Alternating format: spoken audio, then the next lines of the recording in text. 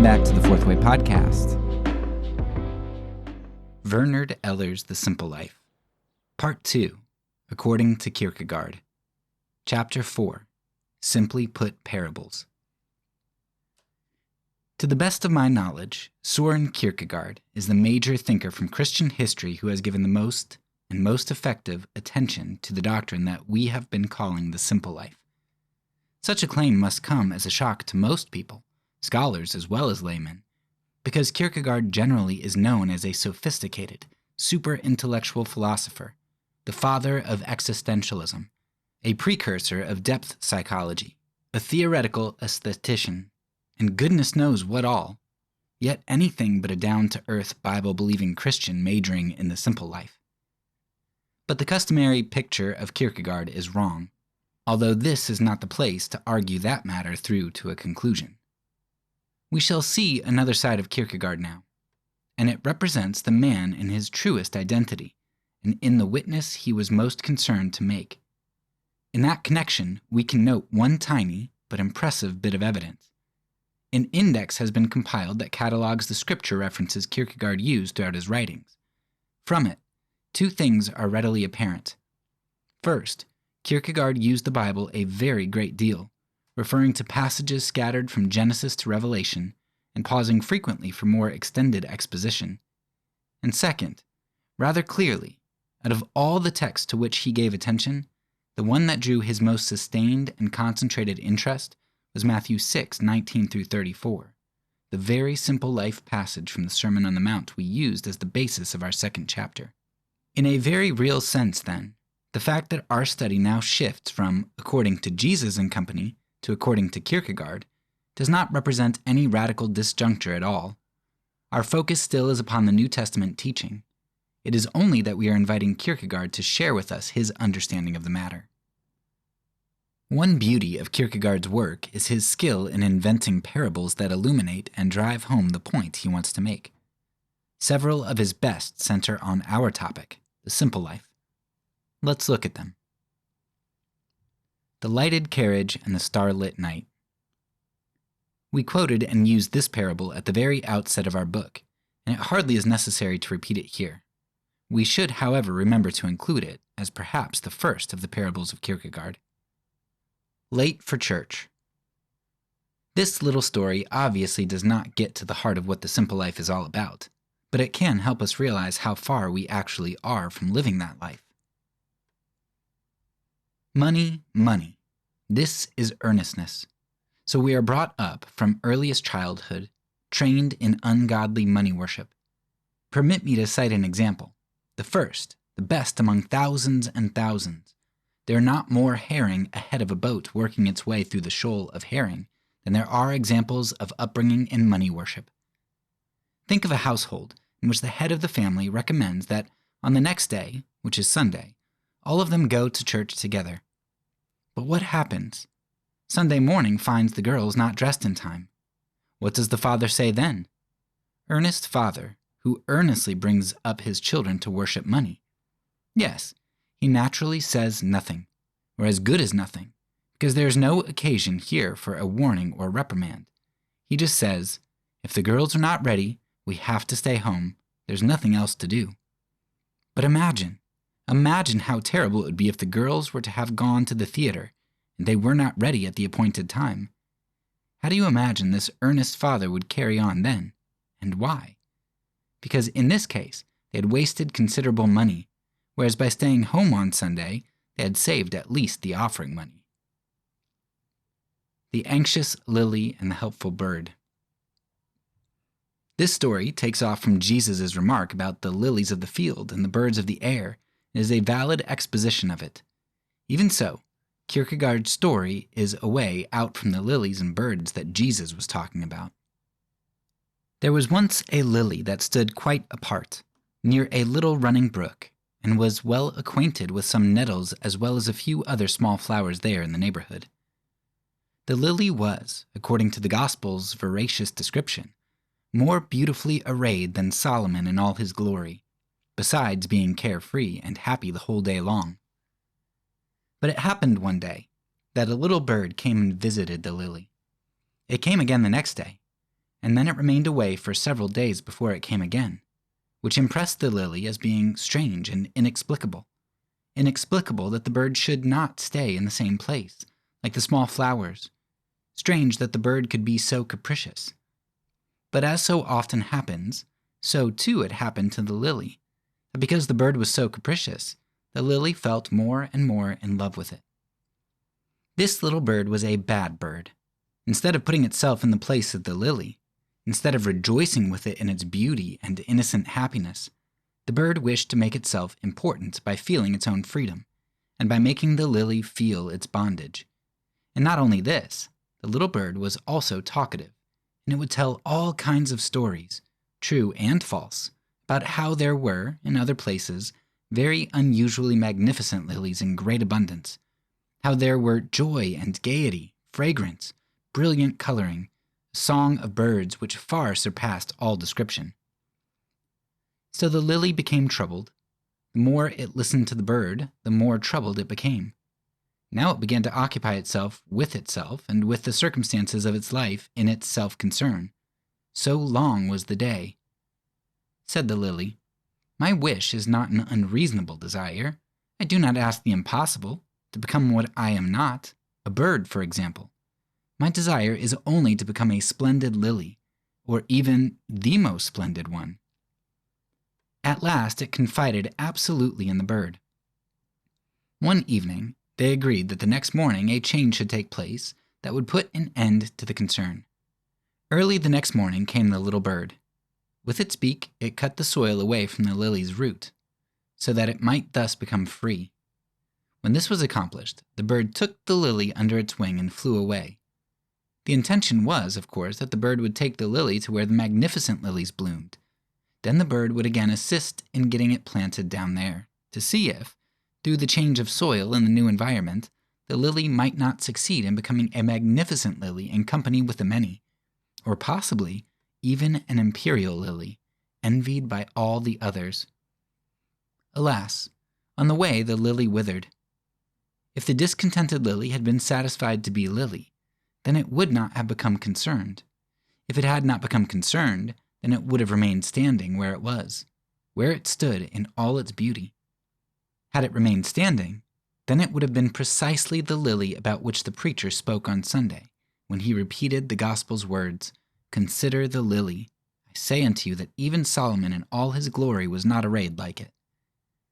And if a man, like the lily, is satisfied with the fact of being human, then he does not become ill from temporal concern. And if he does not become temporally concerned, then he continues to stand in the place appointed to him. And if he remains there, then it is truly so, that through being human he is more glorious than the glory of Solomon. Although that parable rightfully can be related to Jesus' "do not worry about your life, what you will eat or what you will drink," its main thrust stands even closer to Paul's. Let each of you lead the life the Lord has assigned, to which God called you.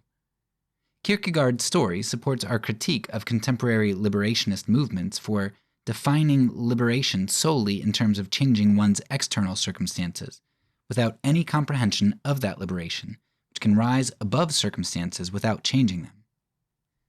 Elsewhere, Kierkegaard makes the point even more telling, commenting directly upon Paul's text. Thus, if one who is born a slave, in compliance with the apostle's heartfelt admonition, for Christ did not come in order to abolish slavery, although this will follow and will be a result of his coming, he is not concerned about it, and merely chooses freedom if it is offered. Then he bears the heavy burden lightly. How heavy this burden is!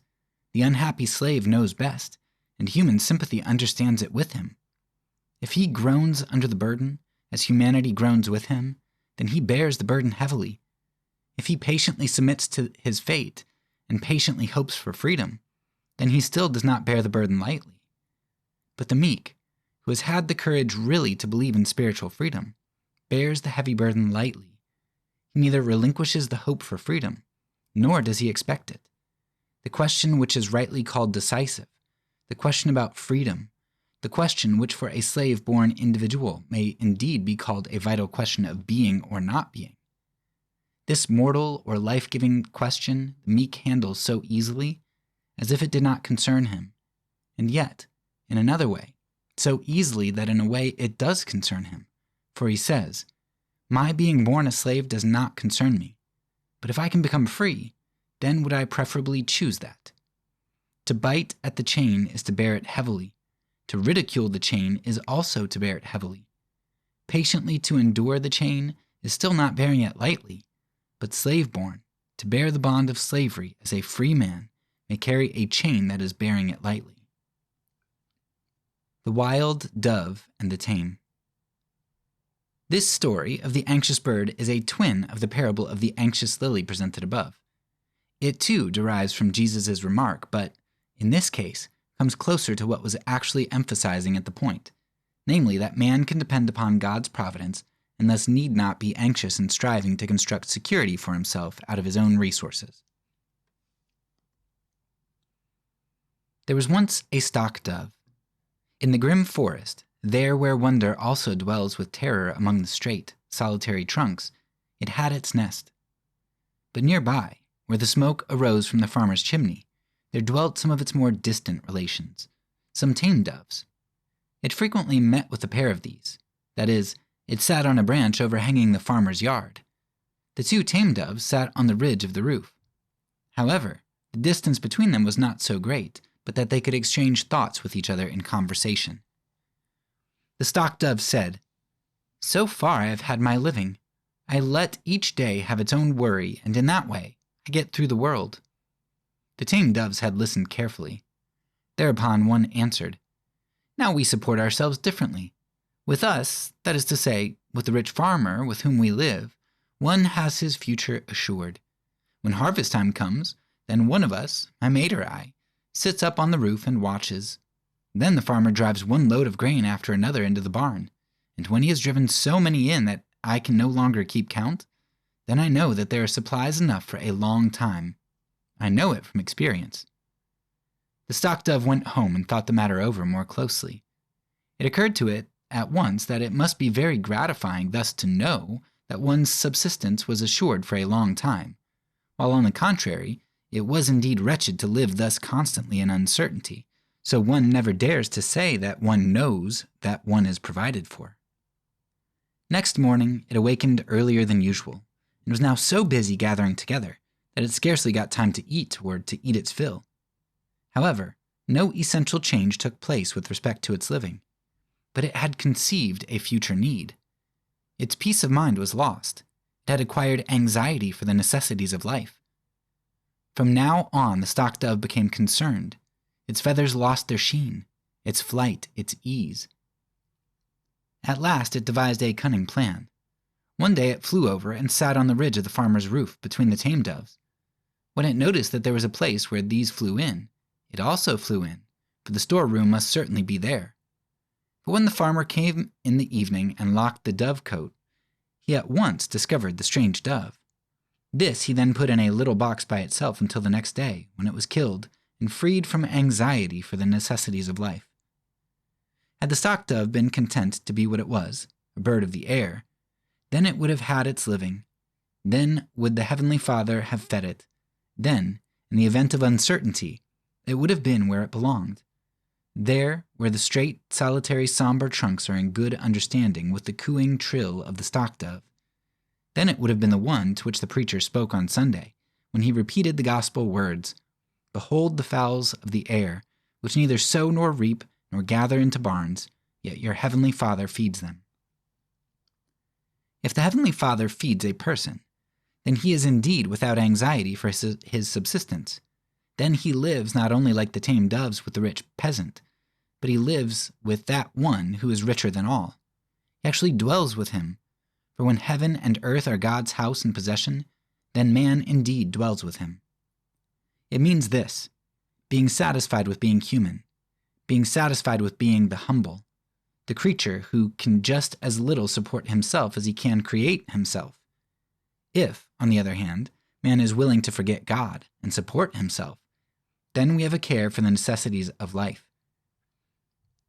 It is certainly laudable and pleasing to God that a man sows and harvests and gathers into barns, that he works to find food, but if he is willing to forget God and to believe that he supports himself with his labor, then he becomes uneasy about his livelihood. The richest man who ever lived, if he forgets God and believes that he supports himself by his labor, has financial anxieties. To be dependent on his own wealth, that is dependence and heavy bondage. To be dependent on God, absolutely dependent, that is independence. The worried stock dove foolishly feared to remain absolutely dependent on God. Therefore it ceased to be independent and to be a symbol of independence.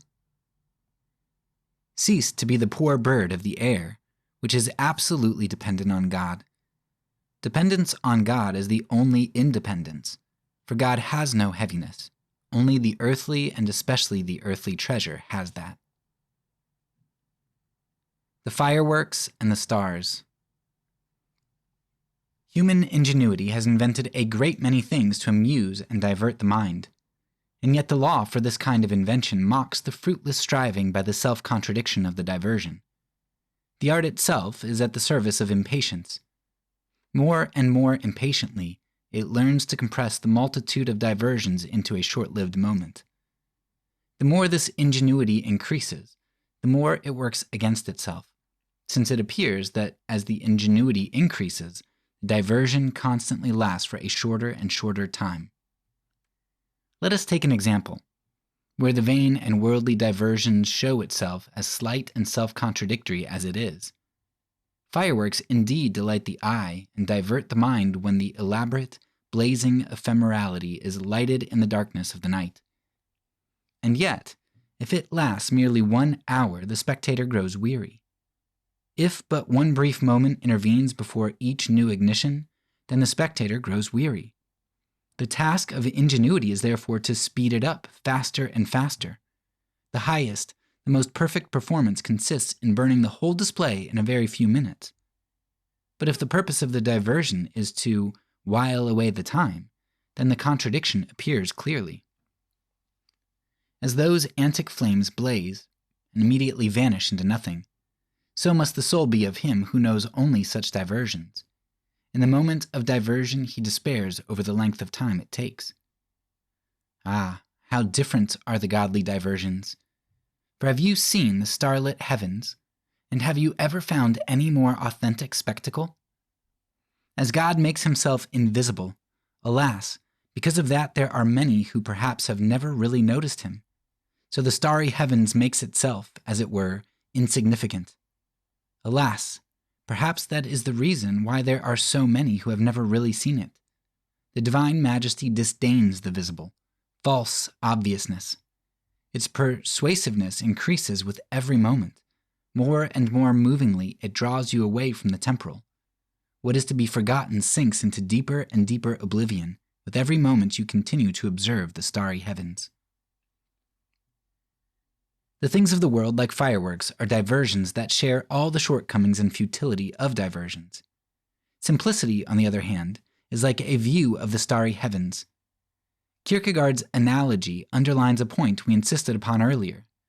The starry heavens do not represent simplicity itself, as though one were to contemplate simplicity and find his reward in doing so. No, the starry heavens represent God himself, and simplicity is valued only as a means to seeing that. But neither Kierkegaard nor the Bible has any opinion about a simplicity that is treated as an end in itself, detached from and without reference to the vision of God. I think this section was really helpful, for me at least, to hear a little bit more about what Eller was meaning in regard to, the slave not necessarily seeking his freedom, with his whole heart, not like biting at the chains or hacking away at the chains. Because I forget which of the parables it was that Eller talked about here, but kind of just really showing that, yeah, sure, the injustice is terrible and we want that to end. And if somebody is enslaved and they have the opportunity for freedom, great, right? But at the same time, like Kierkegaard and Eller here are recognizing that it's possible to be freed without being freed, being freed while remaining enslaved in a way, enslaved even in a deeper way than chains and mandatory labor, which of course is horrendous, right? To have pain and torment and liberation taken away.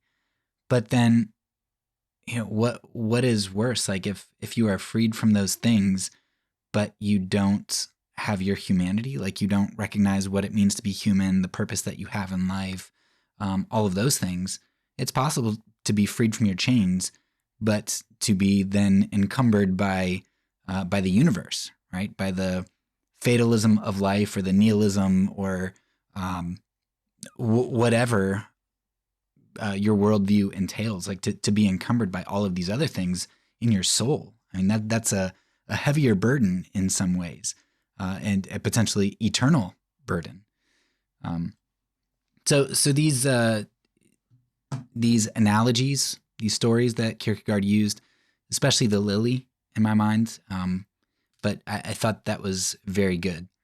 And just shows how a lot of times this simplicity of being who you are and being free in that first, before seeking any secondary liberations, that is really, it should come first. And then recognizing, like with the lily especially, well, I mean, also the bird, the dove, just how they are fine and content until some outside source says, hey, don't you think it would be nicer if you were like some of these other lilies? With the dove, I guess that came internally, right? He saw what his neighbors were having and wanted it. But with the lily, it came from somebody else speaking in and saying, hey, don't you want to be like them? So I think that's really insightful into the idea of simplicity. It's this idea of thriving where you are, being who you are, where you are, wherever that is, not trying to be the best of something in the world or the most beautiful, the best sports player, the best writer, whatever it is, not trying to be the best or the most impactful, not to be the podcaster with the most downloads, nothing like that, but just saying, I'm authentic and I'm being me and I'm content with where I am and I'm going to dig in where I am and have the relationships that God brings my way and be truly human and just rest in God. Now, finally, in the last analogy, it was a bit different than the others. And one of the interesting observations there is Kierkegaard was talking about how it seems like, and I was trying to think a bit about this, and I don't know that it holds across the board, but it seems like the more complex things are, it's almost like they hold your attention for less time. He uses fireworks, right? They explode and then just disappear. He's like, if they don't keep those things coming and increase the tempo of them as you get to the end, right, the finale, then you're going to lose interest relatively quickly. He's like, I mean, people can hardly stand to go out there for an hour and watch these things because you kind of get bored with them. I think of TV today, right? TV, you had black and white TV, silent, and then you add words and you add color. And now we're to a point where a lot of parents are kind of being warned, like these kids shows that are out there, that like scene switch, I don't know what the average is, like every 2 seconds there's a scene switch or something like that. And it just goes boom, boom, boom, boom, boom. It's like all these fireworks, just it's like a finale constantly to keep their attention. And I just thought that was really interesting to consider, how we try to make things complex to keep our attention. But what Kierkegaard says is, yeah, but those lantern lights go off and you look at the stars. He's like, has anybody ever gotten tired of looking up at the stars? And I have to say, I have not. I remember when I lived in Mexico City and the school that I taught at overlooked a mountain, a volcano, Popocatépetl. And as I looked out over the city and saw all these hundreds of thousands of homes and this mountain eating my now I can't think of it, tamale verde with bread, like every morning. Oh man, and the chill air, like it was just beautiful. I never got tired of that. And I was only there 2 years, but then in Romania, the mountains, when I drove between Brașov and Codlea, and I'm driving between these two cities, and I just look and I see these mountains, these snow-capped mountains.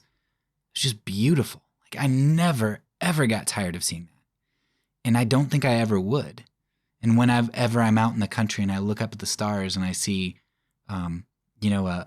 a night sky that is just away from all the light pollution, I never get sick of it. It's just absolutely beautiful. And so there's something in Kierkegaard's last story there, last parable, analogy, whatever it is, that I think resonates with us so much. These things, these counterfeit, artificial, contrived sorts of things that we try to impose to keep our attention, and the things that we think we need to grasp at because other people have them, or we need to secure ourselves, whatever it is. All these things that we're grasping at are just fickle and not lasting when you've got God's creation that lasts. And that same God who created this site that you will never stop feasting on is also the one who provides for us. And that provision can look very different in a lot of ways, because we know that suffering and pain oftentimes are formative and things that drive us to the good. And so I don't know what that provision always looks like. It certainly doesn't always look like comfort. But the same God who created those sights, those eternally beautiful things like the mountains and the stars, is the same God who values us. And if we can rest in that knowledge, in that value, then hopefully that will help us to be secure in who we are and not try to grasp at things like Kierkegaard and Eller have been trying to point out. That's all for now. So peace, and because I'm a pacifist, when I say it, I mean it.